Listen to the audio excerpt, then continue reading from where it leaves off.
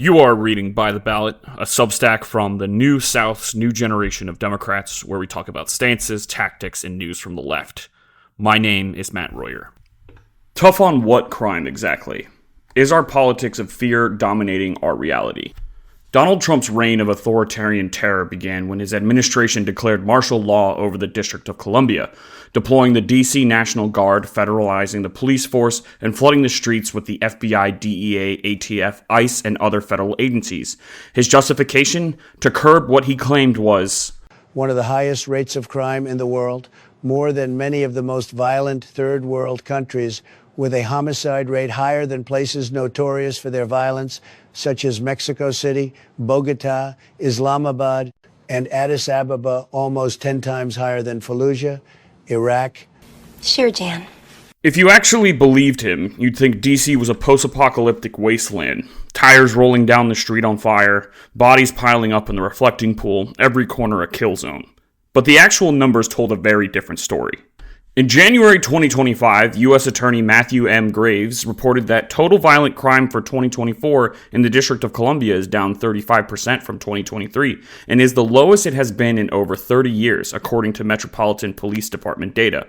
Homicides were down 32%, robberies were down 39%, armed carjackings down 53%, and assaults with dangerous weapons down 27%. Yet, if you turn on Fox News, Newsmax, Breitbart, or scroll Truth Social, you'd never know it. Fear sells, and for right-wing media, the truth is optional. The crime perception problem. Humans have always been drawn to violence in storytelling. Shakespeare knew it, as do Netflix producers and true crime podcasters. But in an era when news alerts hit our phones in seconds, that fascination has metastasized into a distorted sense of reality. 50% of all news coverage focuses on violent crime because if it bleeds, it leads. The result? More than 60% of Americans believe crime is worse than ever, despite decades of decline. This disconnect isn't new. In the 1970s, local action news stations, supercharged by live broadcast technology, shifted from public affairs towards sensationalized crime coverage. The ratings were great, the journalism, not so much. Case in point, from 1993 to 1996, the national murder rate dropped from 20%, but murder stories on the ABC, NBC, and CBS nightly news jumped 721%. Even today, the average American has only a 2.35% chance of being a victim of violent crime, but you are 25 times more likely to see crime on TV than to experience it.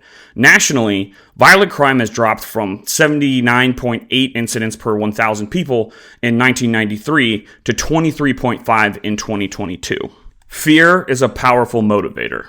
For Trump, facts didn't matter. One violent attack on a member of DOJ was enough to justify militarizing the Capitol, a city that's majority-minority, historically known as Chocolate City, and denied full federal representation.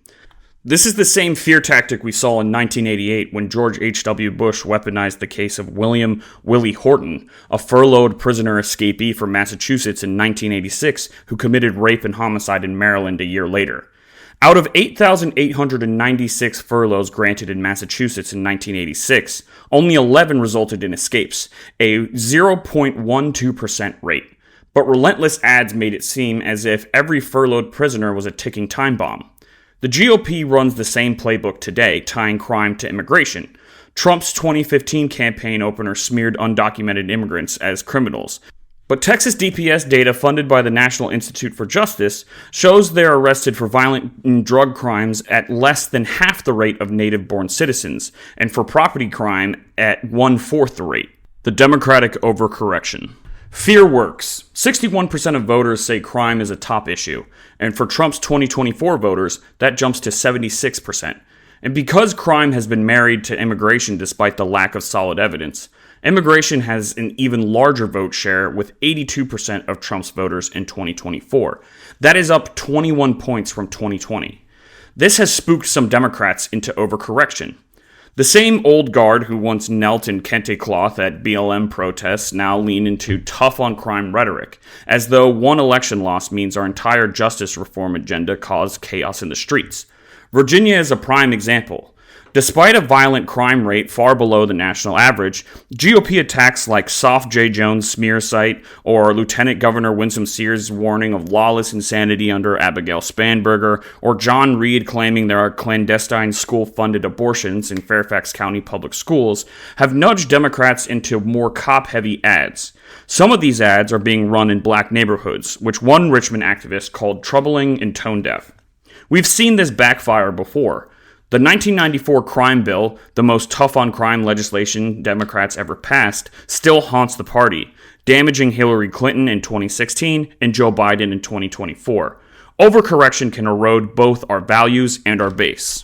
And sometimes this overcorrection can force Democrats themselves to cause the mess.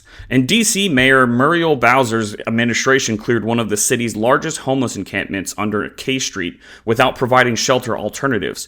People simply scattered to other neighborhoods. A housing-first approach could have addressed the problem without playing into conservative narratives about Democrat-run cities, resisting the fear trap of being tough on crime. We are in one of the safest periods in modern U.S. history. Democrats don't need to cosplay authoritarian law and order politics to prove they care about safety. We can address root causes like poverty, housing, and education, reform immigration policy with facts and not fear, communicate real statistics and long-term strategies. The GOP thrives on manufacturing crises. Our job isn't to join their theater. It's to show that true safety comes from stability, not scapegoating. That's not just good politics, it's the truth. Too long, didn't read. Conservative politicians and media have long used fear, especially about crime, to push authoritarian policies, even when crime rates are historically low.